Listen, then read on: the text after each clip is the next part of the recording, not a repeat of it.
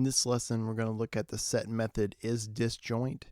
And what this does is it will return true or false based on whether there are any common elements between the two compared sets.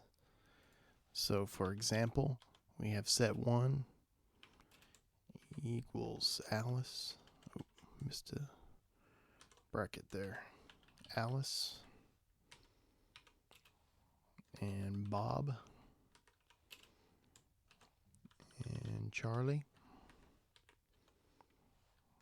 And set 2 is Dan, Erica,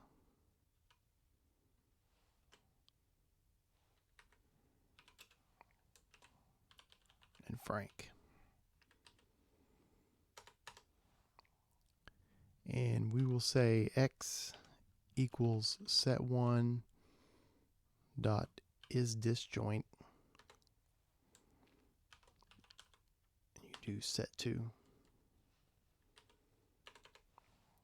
then we'll just print X. And you'll see we get a true. And what that's saying is set 1 and set 2 have no common elements. So if we changed Frank to Alice and then we ran it again, this time we get false because it does have a common element.